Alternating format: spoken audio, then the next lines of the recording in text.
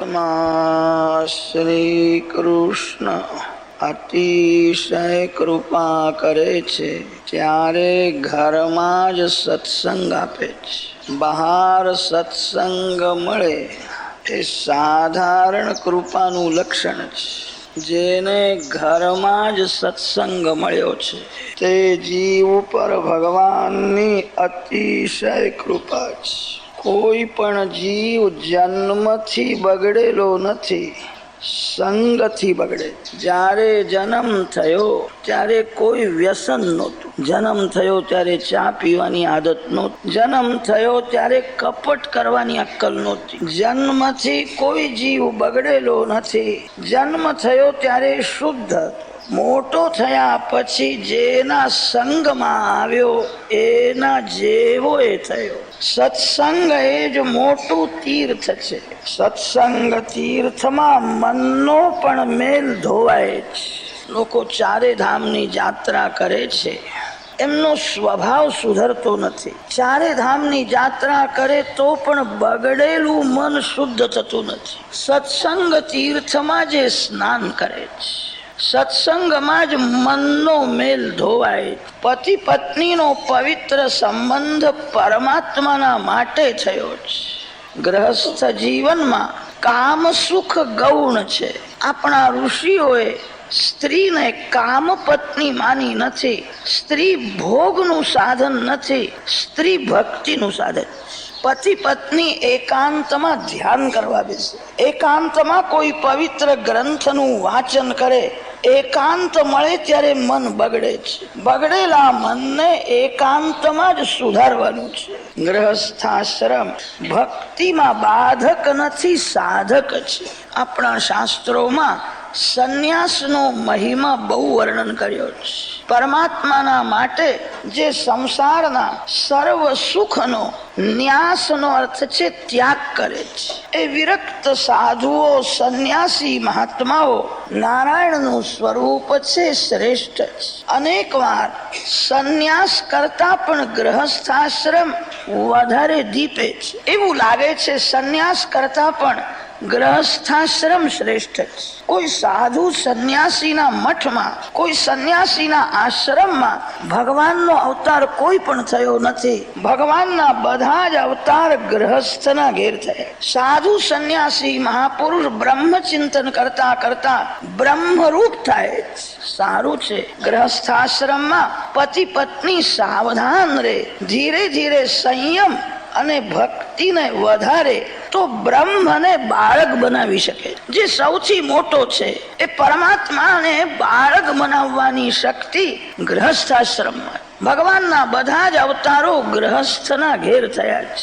વિભૂષણાયુધૈ અવ્યક્ત ચિદ વ્યક્તમ તમધારયદ્ધરી બભૂવતે નૈવ સવામનો બટુઃ સંપશ્યતોર્દિવ્ય ગતિર્યથા નટઃ. ગ્રહસ્થાશ્રમમાં એવી શક્તિ છે એ જગત પિતાનો પણ પિતા થઈ શકે. એવો ગ્રહસ્થાશ્રમ શ્રેષ્ઠ છે. ગ્રહસ્થાશ્રમમાં સાવધાન થઈને પ્રવેશ કરવાનો. આજે પણ કોઈનો ગ્રહસ્થાશ્રમ કશ્યપ આદિત્યના જેવો હોય તો આજ પણ પરમાત્મા પુત્ર રૂપે પ્રગટ થવા તૈયાર છે. લોકો કે છે ભગવાનનો અવતાર કેમ થતો નથી? ભગવાનને તો અવતાર લેવાની ઈચ્છા છે. ભગવાનને કોઈ પવિત્ર ઘર મળતું નથી. ક્યાં જાય? કોઈ પુરુષ કશ્યપ ઋષિના જેવી તપશ્ચર્યા કરે અને કોઈ સ્ત્રી અદિતિ બને તો આજ પણ ભગવાન પ્રગટ થવા તૈયાર છે. અદિતિ શબ્દનો અર્થ થાય છે નારાયણાકાર મનોવૃત્તિ. એ જ અદિતિ છે. થોડો વિચાર કરો. ભગવાનનો અવતાર થાય છે એટલે શું થાય છે? જ્યાં ભગવાન નથી ત્યાં ભગવાન આવીને ઉભા રહે છે. જગતમાં એવી કોઈ જગ્યા જ નથી કે જ્યાં ભગવાન ન હોય. સર્વવ્યાપક પરમાત્મા લાકડામાં રહેલા અગ્નિ સમાન ગુપ્ત છે. લાકડામાં અગ્નિ છે. લાકડાના એક એક કણમાં અગ્નિ છે. બહુ ગરમી પડી હોય, બહુ ઠંડી પડી હોય તો ઠંડીમાં લાકડાને કોઈ સ્પર્શ કરે તો લાકડામાં રહેલો અગ્નિ ગરમી આપશે નહીં. લાકડામાં અગ્નિ છે. લાકડામાં અગ્નિ અવ્યક્ત છે, ગુપ્ત છે. સર્વવ્યાપક પરમાત્મા લાકડામાં રહેલા અગ્નિ સમાન ગુપ્ત છે. અંદર બહાર સર્વત્ર ભગવાન હોવા છતાં જીવ દુઃખી છે. અંદર બહાર સર્વત્ર ભગવાનની સત્તા છે તો પણ જીવ પાપ કરે છે. અંદર ભગવાન છે, બહાર ભગવાન છે તો પણ જીવ અજ્ઞાની છે. સર્વવ્યાપક પરમાત્મા કઈ કરતા નથી, નિષ્ક્રિય હોય. લાકડામાં રહે અગ્નિ છે પણ એનો ઉપયોગ થતો નથી, ગુપ્ત છે. લાકડામાં રહેલા અગ્નિનો ઉપયોગ કરવો હોય તો લાકડા ઉપર અગ્નિ રાખો. બહારનો અગ્નિ અને અંદરનો અગ્નિ જ્યારે એક થશે ત્યારે ભડકો થશે, ત્યારે જ્વાલા થશે. પથ્થર ઉપર કોઈ અગ્નિ રાખે તો જ્વાલા થતી નથી. લાકડા ઉપર અગ્નિ રાખે, લાકડામાં અગ્નિ છે. તમારા અંદર નારાયણ તો છે પણ લાકડામાં રહેલા અગ્નિ સમાન ગુપ્ત છે. બહારથી નારાયણને અંદર લઈ જાઓ. અંદરના નારાયણ અને બહારના નારાયણ બેને એક કરો. અંદર જે નારાયણ છે એમને અંતર્યામી નારાયણ કહે છે. ય આત્મનિ તિષ્ઠન આત્માનમંતરો યમયતિ યસ્ય આત્મા શરીરમ સ અંતર્યામી અમૃતઃ. સર્વના અંદર જે ચેતન નારાયણનું સ્વરૂપ છે એને અંતર્યામી કે છે. અંદર નારાયણ હોવા છતાં જીવને શાંતિ નથી. બહારથી નારાયણને અંદર લઈ જાઓ. ઘરમાં નારાયણનું સ્થાપન કરો, પ્રેમથી પૂજા કરો, ભગવાનનો સુંદર શૃંગાર કરો.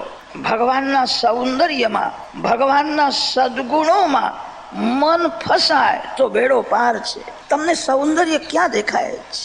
જેને સ્ત્રીમાં અને પુરુષમાં સૌંદર્ય દેખાય એ ભગવાનની ભક્તિ બરાબર કરતો નથી.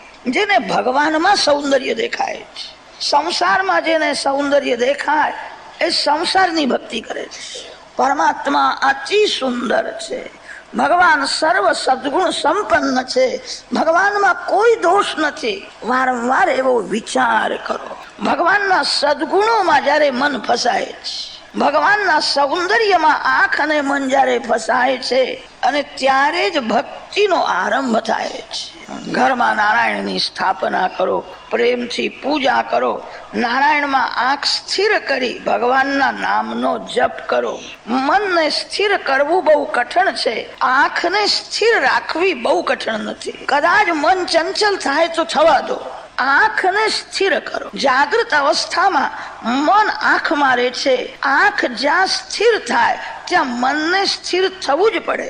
તમારા ભગવાનના દર્શનમાં તમે ધરાશો નહીં. ભગવાનના દર્શનમાં જે ધરાય એ વૈષ્ણવ નહીં. ભગવાન ક્ષણે ક્ષણે દર્શનમાં નવો આનંદ આપે છે. ભગવાનમાં આંખ સ્થિર કરો, ભગવાનના નામનો જપ કરો. બહુ કઠણ નથી. આંખમાંથી તમારા ભગવાનને અંદર લઈ જાઓ. અંદરના ભગવાન અને બહારના ભગવાન જ્યારે એક થાય, બહારનો અગ્નિ અને અંદરનો અગ્નિ જ્યારે એક થાય ત્યારે જ્વાલા પ્રગટ થાય. પરમાત્માને બહારથી અંદર લઈ જાઓ. અદિતિએ 12 દિવસ પયો વ્રત કર્યું છે.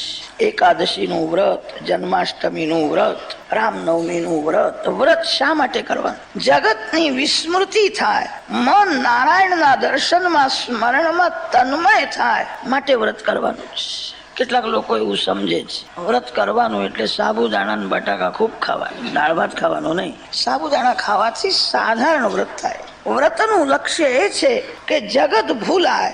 સાધારણ માનવનું મન વિષયોનું ચિંતન કરવાથી વિષયાકાર બની જાય. વિષયાકાર મનોવૃત્તિનો વિનાશ થાય અને નારાયણાકાર મનોવૃત્તિ થાય માટે વ્રત છે. જગતની વિસ્મૃતિ થાય, ભગવાનના દર્શનમાં સ્મરણમાં તન્મયતા થાય, એ જ વ્રતનું લક્ષ્ય છે. 12 દિવસ દૂધ ઉપર રહ્યા છે. ત્રિકાળ લક્ષ્મી નારાયણની પૂજા કરે છે. નારાયણનું ધ્યાન, નારાયણનું સ્મરણ કરતા તન્મય બને છે. મન જેનું ચિંતન કરે તદાકાર થાય. મન વિષયોનું ચિંતન કરે તો વિષયાકાર બને. મન નારાયણનું ધ્યાન સ્મરણ કરે તો મન નારાયણાકાર બને. મન જ્યારે નારાયણાકાર બને છે ત્યારે જ માયાનો પડદો દૂર થાય છે. સર્વવ્યાપક પરમાત્મા માયાના આવરણમાં ઢંકાયેલા છે. માયાનું આવરણ દૂર થયું કે ભગવાનનું પ્રાગટ્ય થાય છે. ભગવાનનો જન્મ થતો નથી, પ્રભુનું પ્રાગટ્ય થાય છે. ભગવાન સર્વકાળ અને સર્વમાં વિરાજેલા છે. માયાના આવરણમાં ઢંકાયેલા છે. મન નારાયણાકાર બને તો માયાનો પડદો દૂર થાય છે. અને માયાનો પડદો દૂર થયો કે શ્રી વામનજી મહારાજ પ્રગટ થાય છે. બ્રાહ્મણનો બાળક 6-7 વર્ષનો થાય કે એને જનોઈ આપવી જ જોઈએ. બ્રાહ્મણનો જન્મ 2 વાર થાય છે. માતા પિતા જે જન્મ આપે છે એ બહુ પવિત્ર નથી. જનોઈ આપ્યા પછી એનો નવો જન્મ થાય. જનોઈ આપ્યા પછી માતા પિતા બદલાય છે. પરબ્રહ્મ પરમાત્મા નારાયણ એના પિતા થાય. બ્રહ્મ વિદ્યા સ્વરૂપ ગાયત્રી માતા એની માતા બને છે. જનોઈના મંત્રો પણ એવા છે. જનોઈ આપે છે ત્યારે બ્રાહ્મણો વેદ મંત્ર બોલે છે. એ વેદ મંત્રો માંથી આ જ અર્થ નીકળે છે. દેવાયત્વા સવિતરે પરિદદામિ. પિતા પુત્રને કહે છે હું તને ભગવાનના ચરણમાં અર્પણ કરું છું. બેટા આજથી તું મારો દીકરો નહીં, આજથી તું પરમાત્મા નારાયણનો પુત્ર થયો. પરમાત્મા તારા પિતા છે. બ્રહ્મ વિદ્યા ગાયત્રી તારી માં છે. જનોઈ આપ્યા પછી માતા પિતા બદલાય છે. 6-7 વર્ષનો બ્રાહ્મણનો બાળક થાય કે એને જનોઈ આપવી. આજકાલ તો 12મે વર્ષે 15મે વર્ષે પણ જનોઈ આપે. કેટલાક બહુ ડાયા થયા છે તે લગ્નના આગલે દિવસે થોડી ખટપટ કરી લે. એવું નહીં. 5-6 વર્ષનો બાળક નિર્વિકાર હોય છે. એ સંધ્યા કરે, ગાયત્રી જપ કરે, એનું તેજ વધે. એ વામનજીના જેવો લાગે. વામનજી મહારાજ 7 વર્ષના બટુક બ્રહ્મચારી છે. એમને જનોઈ આપવાની માટે સૂર્યનારાયણ આવ્યા. બરા મોટા મોટા દેવો ઋષિઓ આવ્યા છે. તસ્યોપનીયમાનસ્ય સાવિત્રી સવિતા બ્રવી. સૂર્યનારાયણ ભગવાન વામનજીને ગાયત્રી મંત્રની દીક્ષા આપે છે. આદિતિ માતા લંગોટી પહેરાવે છે. કશ્યપ ઋષિ જનોઈ આપે છે. જનોઈ એ વેદોએ આપેલી ચપરાશ છે. જેમ કોઈ રાજાનો સિપાઈ ગળામાં ચપરાશ રાખે, હું રાજાનો નોકર છું. આ જનોઈ વેદોએ આપેલી ચપરાશ છે. હું ભગવાનનો છું. સતત એવું સ્મરણ રાખવા માટે જનોઈ. આ કઈ ચાવી રાખવા માટે નથી. આજકાલ ઘણા લોકો જનોઈનું કોઈ મહત્વ સમજતા જ નથી. એમને એવું લાગે છે કે ચાવી રાખવા આ દોરી બહુ હારી છે. જનોઈમાં ચાવી રાખે ને બહુ પાપ લાગે. જનોઈના એક એક ધાગામાં એક એક દેવની સ્થાપના કરવી પડે. બજારમાંથી લઈ આવે ને ગળામાં રાખે તો બધું ઠીક છે. જેને કોઈ મામો નથી એને પછી કાણીઓ મામો એ ગમે, એના જેવું છે. બ્રાહ્મણ ઘરમાં પવિત્ર અવસ્થામાં જનોઈ બનાવે. જનોઈ કેવી રીતે બનાવવી એ વેદમાં લખ્યું છે. જનોઈ બનાવનાર બ્રહ્માજી છે. જનોઈના ધાગાને ત્રિગુણિત કરનાર વિષ્ણુ ભગવાન છે. જનોઈમાં ગાંઠ આપનાર શિવજી મહારાજ છે. જનોઈનું અભિમંત્રણ ગાયત્રીથી થાય છે. ઓમકારમ પ્રથમ તંતૌન્યસામિ અગ્નિમ દ્વિતીય તંતૌન્યસામિ. જનોઈના એક એક ધાગામાં એક એક દેવની સ્થાપના છે. જનોઈમાં કોઈ ચાવી રાખે તો દેવો ત્યાંથી ઉઠી જાય છે.